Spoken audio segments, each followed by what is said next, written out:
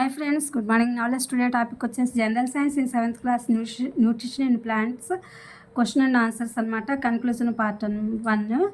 ఇంకా అదనంగా కనుక క్వశ్చన్స్ ఏమైనా దీనికి సంబంధించిన నాలెడ్జ్ ఉంటే వాటిని తర్వాత అప్లోడ్ చేస్తా. ఫస్ట్ మెయిన్ టెక్స్ట్ బుక్లో ఉన్నటువంటి క్వశ్చన్స్కి ఆన్సర్స్ అనేవి ఇస్తున్నాను ఇప్పుడు. Why do organisms take food? Food is essential for all organisms to survive in the world. Food is necessary for all organisms to get growth. Food provides energy for movements such as running, walking, or raising our arms and legs. Food is necessary for replacement and repairing damaged parts of body.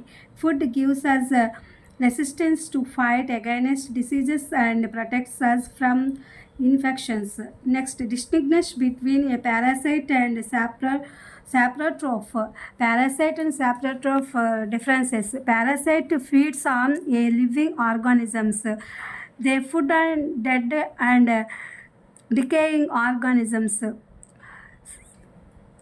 They feed on the readily food from the host. They take the digested and decayed food. The food on the living organisms for their nutrients. They feed on dead and decaying organisms. Examples: cuscuta and orchids. Examples: fungi and some bacteria. How would you test the presence of starch in leaves? The fresh leaves from a plant. The leaf is boiled in water for few minutes to kill the cell in the leaf. Now add 1 or 2 drops of iodine solution to this leaves. The leaf turns into blue-black color. This blue-black color indicates the presence of starch in the leaf. Give a brief description of the process of synthesis of food in green plants. Green plants are autotrophics. They have chlorophyll in the leaves. These leaves use CO2 and water to make food in presence of sunlight. Carbon dioxide plus water, sunlight reactions, chlorophyll, carbohydrates, glucose plus oxygen. Show with the help of a sketch that plants are the ultimate sources of food.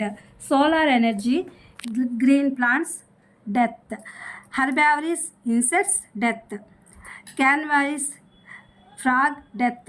Top carnivorous snake decomposes. Indirectly depend on. This is the shown diagram. Telugu version చూద్దాము. అంటే మొక్కల పోషకాహారం అనేది conclusion పార్ట్లో మనము మామూలుగా part 1గా ఇస్తున్నాను, కానీ ఇది టెక్స్ట్ బుక్ సంబంధించిన నోట్స్. తర్వాత అదనంగా ఏమైనా క్వశ్చన్స్ ఉంటే వాటిని అప్లోడ్ చేస్తాను.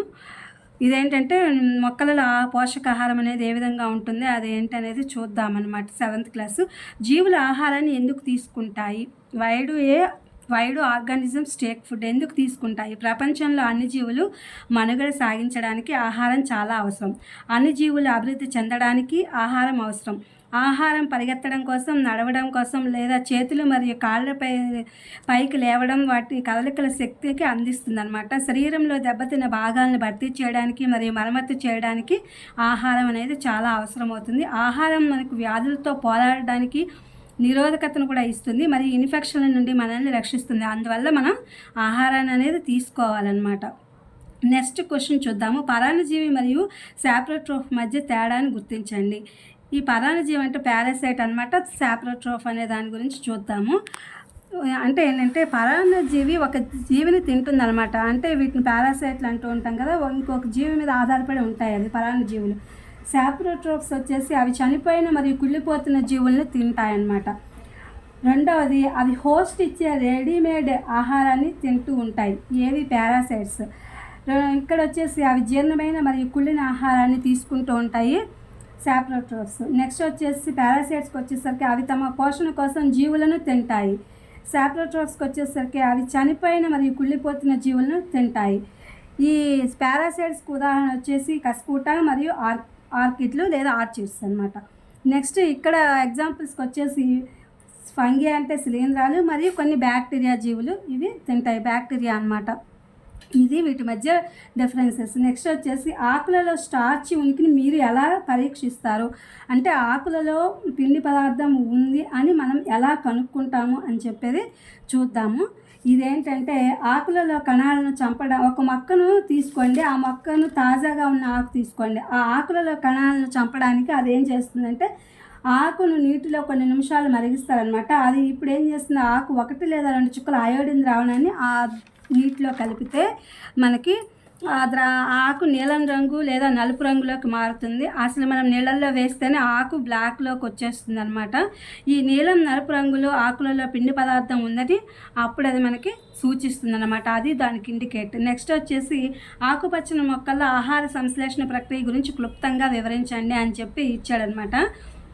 ఆకుపచ్చని మొక్కలలో ఆటోట్రోఫ్లు, వాటి ఆకుల్లో క్లోరోఫిల్ ఉంటుంది.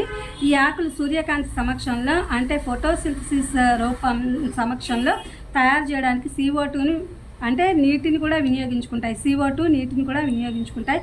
కార్బన్ డైఆక్సైడ్ ప్లస్ నీరు, సూర్యకాంతి, క్లోరోఫిల్, కార్బోహైడ్రేట్ అంటే అది గ్లూకోజ్గా మారుతుంది, ప్లస్ ఆక్సిజన్, ఇవన్నీ కూడా ఉన్నాయన్నమాట ఈ ఆకు పిండి ఆకుపచ్చగా వాటి సంశ్లేషణ జరగడానికి.